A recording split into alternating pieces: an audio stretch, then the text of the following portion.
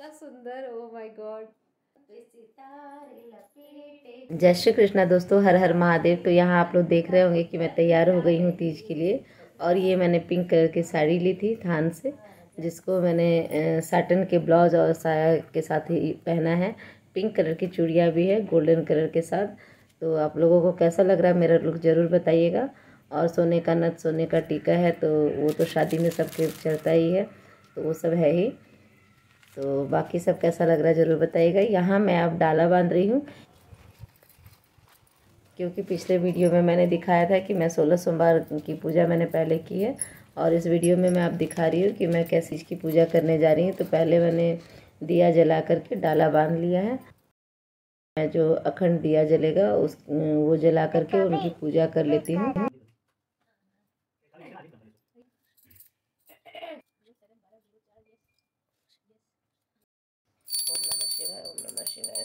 किसी भी कार्य की शुरुआत दीपक जला के ही करते हैं, तो मैं यहाँ दिया जला के कर रही हूँ। और गणेश जी का सबसे पहले आवाहन कर लिया है मैंने, उसके बाद मैं बाकी पूजा करूँगी। तो दिया जलाने के बाद यहाँ पे अब मैं कलश की पूजा करूँगी।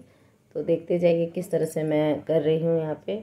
और ये मेरी वीडियो ले रहे थे, मैं उनको बोल रही थी कि आप भी वीडियो में आ जाइए, अच्छा लगेगा। और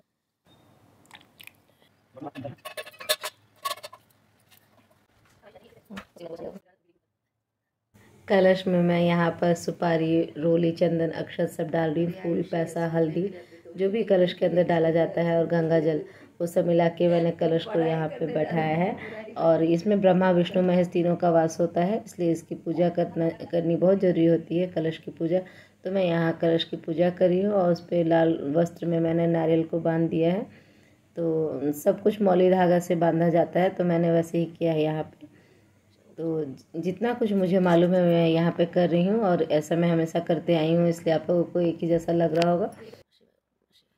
पूजा तो हर बार एक ही जैसा होगा, पर श्रृंगार अलग अलग रहता है। तो इस बार मैंने भोले बाबा, माता पार्वती को भी देख रहे होंगे गुलाबी फूल से ही सजाया है। तो मैं सोचती हूँ कि जैसा मैं खुद करती हूँ, मैं अपने भगवान को भी वैसे तैयार करूँ। तो मैंने बहुत सारे अबीर लिए थे, रोली, चंदन, अक्षत, जौ, तिल, सब कुछ ले करके मैं रखी थी, और मैंने भगवान जी का पूजन किया। उसके बाद मैं यहाँ पे कथा कर रही हूँ। और मैं बार बार चुनरी भूल जाती हूँ, चाहे गिर ही जाता है। तो ये मुझे दे रहे थे और चुनरी बैठा रहे, और मुझे हंसा भी रहे थे कि भूल जाती हूँ मैं बार बार। फिर इन्होंने भी बैठ कर मेरे साथ कथा सुनी, मेरे बच्चे भी सुन रहे थे कथा। हर ताल का व्रत इसलिए मनाया जाता है क्योंकि पार्वती जी ने शिव जी के लिए किया था, और उनको सखी हर के ले गई थी। तो यहाँ पे मेरी तो कोई सखी नहीं है, मुझे तो यही हर के ले आए हैं। तो मैं इनके साथ ही बैठ के पूजा हमेशा करती हूँ। मैं कोशिश करती हूँ कि इनको उस दिन ड्यूटी में छुट्टी मिल जाए, बाकी दिन का मुझे टेंशन नहीं रहता। पर त्यौहार के दिन मैं चाहती हूँ मेरे पति, मेरे बच्चे मेरे साथ रहे। तो ऐसा ही हो जाता है लगभग, कितना भी कुछ हो पर लास्ट में ये आ ही जाते हैं, और ये मुझे बहुत अच्छा लगता है। तो यहाँ पे पूजा हो गई, कथा हो गई, अब वक्त है आरती का। तो अब हम लोग खड़े हो रहे हैं और आरती कर रहे हैं भोले बाबा की, माता पार्वती की। पहले हम लोगों ने श्री गणेश जी की आरती की, उसके बाद भोले बाबा, माता पार्वती की आरती की। और आप मेरे मुंह पे स्माइल देख रहे हो कि बीच बीच में मेरे बच्चे और मेरे पति हंसा दे रहे थे, तो इस वजह से मैं हंस दे रही थी। और हंसी खुशी से पूजा करो तो बहुत अच्छा लगता है, तो मैं वैसे ही कर रही थी। उसके बाद मैं गौरी पूजा कर रही हूँ। तो मेरी बेटी यहाँ पे बहुत सुंदर गाना गा रही है, सुनिए आप लोग। शिव जी के रंग में ओ हम भी ऐसे रंग जाए, तोड़े से ना टूटे, छोड़े से ना छूटे, ऐसे बंध जाए, ऐसे बंध जाए, प्रीत हो जाए अमर ये रीत हो जाए, प्रीत की रीत हो जाए, रंग में रंग जाए। अभी सीज़न बहुत चेंज हो रहा है, इसलिए हम लोगों को बहुत फीवर और सर्दी चल ही रहा है, हमारा ख़त्म ही नहीं हो रहा है हमारे घर में। और मेरी बेटी को भी बहुत ज़्यादा फीवर था, फिर भी उसने इतना सुंदर गाना गाया। जब तक मैं गौरी पूजा कर रही थी तब तक मुझे बहुत अच्छा लगा, बहुत ज़्यादा अच्छा लगा। क्योंकि अगर गांव में ये पूजा करती है और सब लोग बैठे रहते तो सभी औरतें, जो बूढ़े बुजुर्ग होते हैं, वो लोग बहुत अच्छा गाना गाते हैं। मुझे बहुत अच्छा लगता है वो सब गाना, पर मुझे उतना गाना पता नहीं है, याद नहीं रहता मुझे। गौरी पूजा हो जाने के बाद अब मैं यहाँ पे बैठी हूँ थोड़ी देर के लिए भगवान के पास, और मैंने सोचा चलो बैठती हूँ तो भगवान जी के साथ वीडियो और फ़ोटोज़ ले लेती हूँ।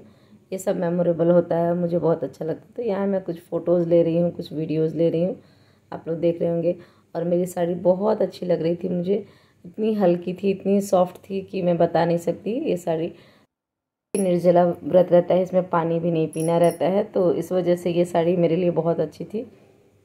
उसके बाद दोपहर में बैठ के मैं रील्स बना रही थी। आप लोग जा कर के फेसबुक पे, इंस्टा पे, यूट्यूब पे और मौज पे जा कर के मेरे ये वीडियोस देख सकते हैं।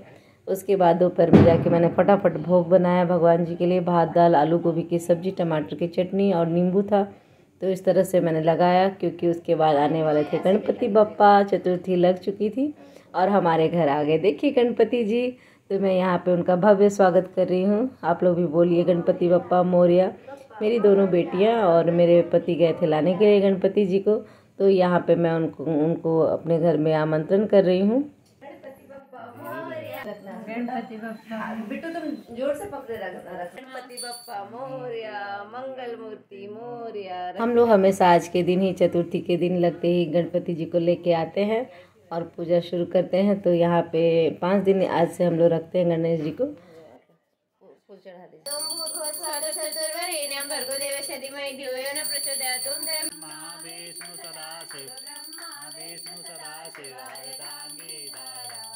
कल का भी मुहूर्त था, पंडित जी ने बताया था, इसलिए कल से गणपति जी की पूजा होगी। तो वीडियो नहीं लेना है, फोटो क्लिक करके भेज रही हूँ, एक ऐसे ले लो ना, आप भी आ जाइए। शाम की पूजा मैंने सोचा चलो अपने मिथिला स्टाइल में करती हूँ, तो मैंने पटमाइश लगाया। ये जो आप माथे पे देख रहे हैं वो हमारे यहाँ सिंदूर में घी मिला करके फिर उससे डिज़ाइन बनाया जाता है ललाट पे, तो वो मैंने बनाया, मुझे बहुत अच्छा लगता है वो। तो मैंने सोचा उस तरह से करती हूँ, क्योंकि अब हमारा चौठ चंद्र पूजा आरंभ होने वाला है, जिसे गाँव में मिथिला में चौरचन बोला जाता है। और माँ सास जो सब उस दिन बिना कुछ खाए पिए व्रत रखती हैं और शाम को पूजन करती है चंद्रदेव का, श्री गणेश जी का। तो यहाँ पे हम लोग अर्घ देंगे।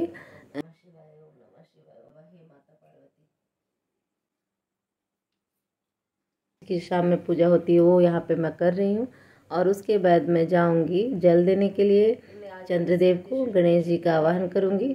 तो इस तरह से चौरचन की पूजा भी मुझे करनी है। उसी प्रकार व्रतों में श्रेष्ठ, जिस प्रकार तारागणों में, चंद्रमा ग्रहों में, सूर्य, चारों वर्णों में, ब्राह्मण और समस्त देवताओं में विष्णु श्रेष्ठ है। इस महातपस्या की उस समय तुमने समस्त भोजन त्याग दिया। मेरे यहाँ सबकी तबीयत ठीक नहीं थी, तो मुझे कुछ ज़्यादा बनाना नहीं था, क्योंकि कोई खाने वाला था नहीं, तो इसलिए मैंने ज़्यादा कुछ बनाया नहीं था इस बार। और इस तरह से बाहर आ गई। अब यहाँ पे मैं चंद्रदेव की पूजा कर रही हूँ। गणेश जी की पूजा हो गई थी। हमारे यहाँ बिना फल या जल या आज के दिन चंद्रदेव को नहीं देखते, बोलते हैं कि कलंक लगता है।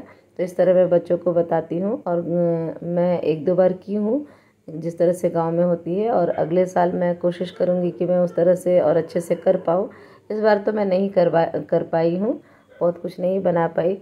उसके बाद चंद्रदेव की पूजा की, सब लोगों ने फल से चंद्रदेव को देखा, फल लेकर के। उसके बाद मैं रूम में आई और मैंने फिर से 1-2 रील्स बनाया। और रील्स जा करके आप लोग ज़रूर देखिए, कमेंट करके ज़रूर बताइएगा। नए हैं तो मेरे चैनल को सब्सक्राइब कीजिएगा। और ये तीज का ब्लॉग आप लोगों को कैसा लगा ज़रूर बताइएगा। मेरा लुक कैसा लग रहा है वो भी बताइएगा। हम दोनों हस्बैंड वाइफ की जोड़ी कैसी है वो भी बताइएगा। साथ ही मेरी बेटी ने कैसा गाना गाया वो भी मैं आप लोगों से सुनना चाहूँगी। आप लोगों को ये सब अच्छा लगे तो प्लीज़ कमेंट बॉक्स में ज़रूर बताइए। और ऐसे ही खुश रहिए, खुशहाल रहिए, मेरे साथ बने रहिए। जय श्री कृष्णा, हर हर महादेव।